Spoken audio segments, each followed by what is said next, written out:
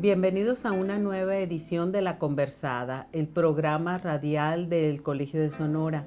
En esta ocasión tenemos una invitada muy especial que hablará sobre un tema que ha sido invisible, que es la violencia obstétrica. Nos acompaña la doctora Paola María Cecia.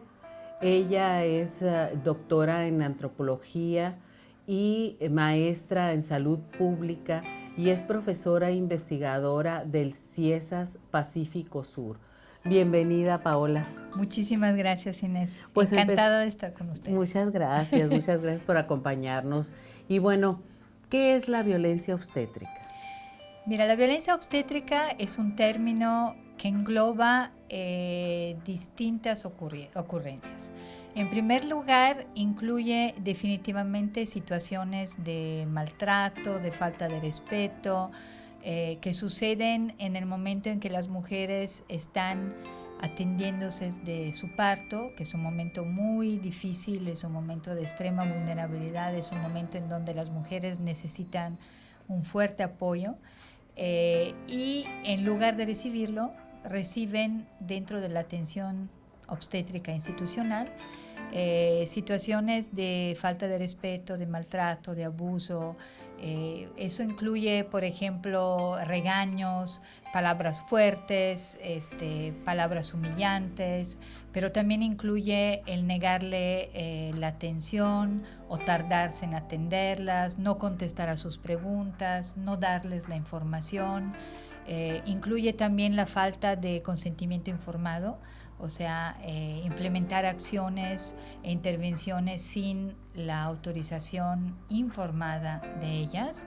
Entonces implica también toda una sobremedicalización del evento fisiológico del parto. Por ejemplo, el hecho que se hagan el famoso corte que se llama episiotomía durante el parto, que se haga de manera rutinaria cuando eso no tendría que ser. En México tenemos todo un marco normativo que dice qué es lo que se tendría que hacer y qué es lo que no se tendría que hacer en la escena del parto, sobre todo cuando estamos hablando de partos normales que no son, que no terminan en complicaciones. Sin embargo, se abusa de muchísimas intervenciones médicas como si eso fuera lo normal, lo rutinario, y aun cuando pueden crear situaciones que son dolorosas y profundamente innecesarias para la mujer. Te voy a dar un ejemplo, que es un ejemplo muy, muy claro y que en toda la investigación que hicimos en Oaxaca vemos que tiene todavía una prevalencia altísima, que es la revisión manual de la cavidad uterina. Esa es la revisión que se hace en muchos hospitales todavía de manera rutinaria, en donde el personal médico, después de que haya nacido el bebé y que haya salido la placenta, meten la mano sin anestesia, sin analgesia y hacen una revisión manual. Cuando eso no se tendría que hacer, es una práctica que tendría que erradicarse de manera completa, porque no está basada en la evidencia científica, provoca muchísimo dolor y si se hiciera se tendría que hacer solo bajo ciertas circunstancias y siempre con analgesia o anestesia para que la mujer no sufra el dolor. Entonces eso se sigue haciendo de manera rutinaria en muchísimos partos, en muchísimos lugares del país, y eso no tendría que ser, ¿no? Pero también violencia obstétrica incluye otras cosas, porque incluye la negación de la atención, que puede ser gravísimo, incluye también la esterilización forzada, el implementar, que puede ser definitiva, sin que la mujer haya consentido o sepa de qué se trata. O sea, han sucedido casos de mujeres que le ligan los ovarios sin que ellas lo sepan. Hay casos en donde se le pone un dispositivo intrauterino sin que ella lo sepa. Ha habido denuncia, ha habido quejas a organismos de derechos humanos de situaciones de esta naturaleza.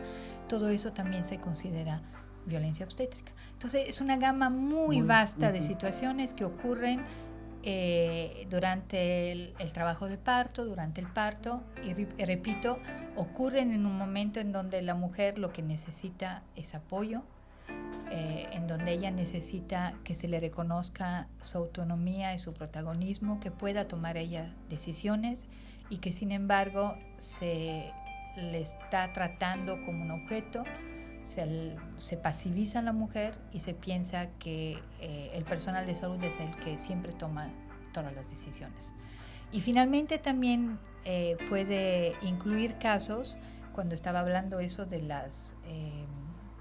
de la extrema medicalización del parto normal, incluye también casos como la epidemia de las cesáreas que tenemos en México. En México tenemos un problema gravísimo con las cesáreas.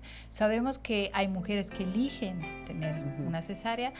Sin embargo, se piensa también que muchas de las mujeres que eligen tener una cesárea no vienen debidamente informadas sobre todos los riesgos que las cesáreas tienen, porque las cesáreas se inventaron para salvar vida y efectivamente salvan vidas en un 8, 10, 15% de los casos, pero las cesáreas innecesarias tienen muchísimos riesgos, ¿no? Y están aumentando problemas se llaman de placenta creta, o sea, la placenta que no está inserta de manera normal porque se inserta en la cicatriz de la cesárea previa.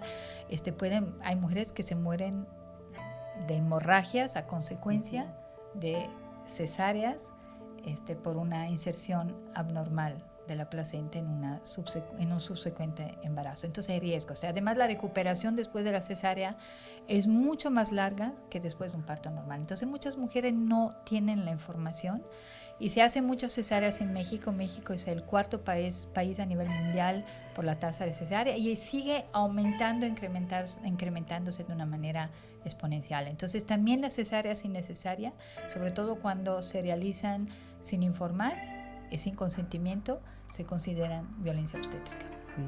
Sí. ¿Qué tan visible o no visible es este problema de la violencia obstétrica? Esa es una muy buena pregunta, porque yo creo que estamos en una etapa en donde se está empezando a visibilizar la problemática. Es por eso que violencia obstétrica ya se incluye dentro de las leyes en México, dentro de las leyes para la prevención y la atención de la violencia de género. Ya, si bien me acuerdo, son 22 los estados que incluyeron violencia obstétrica como una forma de violencia de género contra la mujer, ¿no? Entonces, digamos que la inclusión dentro del sistema legislativo es un primer paso también para visibilizar, ¿no? Y no hubiera llegado ahí si no hubiera habido los pasos previos de visibilización de la violencia de género que se han dado a nivel país y a nivel América Latina, en donde esta identificación de forma de violencia ha empezado a ser visibilizada, ¿no? Yo creo que otra de las razones por la cual fue visibilizada fue porque en el 2013-2014 sucedieron una serie de situaciones, sobre todo en el caso de Oaxaca, que es el estado que yo más conozco porque ahí vivo y trabajo, en donde hubo mujeres a las que se les negó la atención, mujeres además indígenas que habían acudido a los servicios, que se les negó la atención, y eso fue denunciado. Se llevó una queja a la Comisión Nacional de Derechos Humanos, se llevó también a la Comisión Interamericana de Derechos Humanos, empezó a adquirir visibilidad en esos años, y a partir de eso, digamos que el sistema de salud y sobre todo los organismos de derechos humanos en México no pudieron cerrar los ojos y tuvieron que empezar a reconocer y a dar un mínimo de respuestas. Entonces hay un principio de visibilización en ese sentido, pero esa visibilización se está dando más que todo a nivel de legislaciones y a nivel de organismos de derechos humanos con el sistema de quejas y recomendaciones. Entonces es un primer paso. También yo creo que hay organizaciones de la sociedad civil, sobre todo a nivel país, a nivel nacional, que han hecho mucho para poner sobre la mesa la problemática. Una de ellas es la organización GIRE, me imagino claro que tú lo ubicas, es el grupo de reproducción de información elegida. Yo también estaba tratando con qué quiere decir GIRE, pero también organizaciones que promueven el parto humanizado, que promueven los derechos de las mujeres en la, digamos, a poder tener una atención que sea mucho más cercana, que le reconozca su protagonismo, que no sea invasiva, etcétera, etcétera. También hay organizaciones en ese ámbito que están impulsando para que el tema se visibilice. Entonces la visibilización está procediendo y yo creo que ha tenido avances en los últimos años en nuestro país. Sin embargo, es un problema muy grande, con una enorme magnitud, que sin embargo tiende a ser naturalizado y normalizado, lo cual quiere decir que no se reconoce, ¿no? Entonces, el personal médico y paramédico que atiende no lo reconoce porque tiene una tendencia a haber naturalizado el tipo de atención que otorgan en las unidades institucionales de salud. Por cierto, no es un problema solo del sector público, también existe en el sector privado. Se da mucho en los hospitales, que es donde la gran mayoría de las mujeres se atienden hoy en México de sus partos. Se naturaliza la forma en que se atiende, pero no solamente lo naturalizan los médicos o el personal también de enfermería, sino la misma sociedad y las mismas mujeres no reconocen ese tipo de violencia como violencia. Están Entonces acostumbradas. No hay están respuesta. acostumbradas. Sí. Entonces es difícil. O sea, si queremos intervenir, primero hay que reconocer el problema, la existencia. Segundo, hay que ver la magnitud de la problemática. Tercero, hay que poder hacer campañas de sensibilización, por un lado, para que las mujeres sepan que tienen derecho a otro tipo de atención y la empiecen a exigir como parte de sus derechos. Y también hay que hacer campañas de sensibilización para transformar al sistema de salud, ¿no? Sí. Entonces, ¿qué tan graves? Ya nos hablaste de algunas de las consecuencias. ¿Qué otras consecuencias ustedes en su investigación registraron que son graves, ¿no? Yo creo que cuando hablamos de las consecuencias hay que pensar un poco lo de consecuencias cotidianas y consecuencias graves. Las consecuencias graves incluyen situaciones en donde, sobre todo cuando hubo negación de la atención, consecuencias del tipo de daños que pueden ser hasta permanentes para la salud de la mujer o la salud del bebé.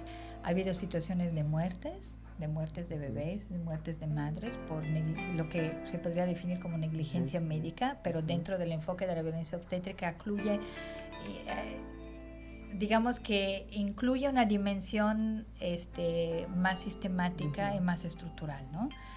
En lugar de hablar de negligencia médica, hablamos de un fenómeno que es más común y compartido, ¿no? Entonces, una consecuencia es esa. Ha habido casos graves de denuncias, por ejemplo, de mujeres de esterilización forzadas, que además es un delito reconocido a nivel de Código Penal. Entonces, esas son algunas de las consecuencias graves.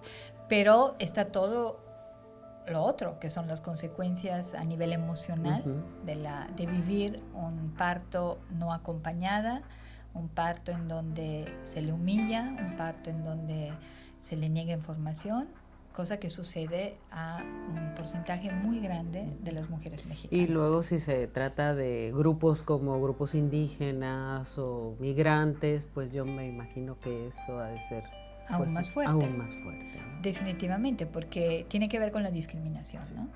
Y la discriminación se ejerce aún más hacia esas poblaciones que se consideran como otras, que son distintas a nosotros y a nosotras, y que se piensa que por eso se le puede ejercer cualquier tipo de atención, porque no va a haber consecuencias. Sí, entonces todavía hay mucho camino por recorrer, ¿no? Definitivamente. En investigación, ¿qué tanto se ha investigado este fenómeno? Yo creo que en investigación lo que hemos estado viendo a nivel país es que ya tenemos datos duros sobre la magnitud de la problemática. Entonces creo que un momento crucial fue la inclusión en la última encuesta nacional de las relaciones de hogares, la INDIRECT 2016. Se incluyeron 12 preguntas que tienen que ver con violencia obstétrica y a través es una encuesta nacional que tiene representación a nivel nacional y también tiene datos a niveles estatales. Y en la INDIRECT se descubrió que 1 de cada 3 mujeres en México reportaron haber sufrido uno o más incidentes que definimos como violencia obstétrica en el curso de su último parto. 1 de cada 3. Y en algunas instituciones más, porque en el IMSS fue el 41%. Es muchísimo, ¿no? Es muchísimo, impresionante. es muchísimo. Bueno, pues agradecemos mucho esta charla, que quisiéramos que no terminara, pero bueno, el tiempo es implacable, ¿no? Claro. Muchas gracias, Paola. Gracias Muchas a gracias Inés y a gracias. nuestros seguidores y los esperamos en una nueva emisión de La Conversada. Hasta luego. Muchas gracias.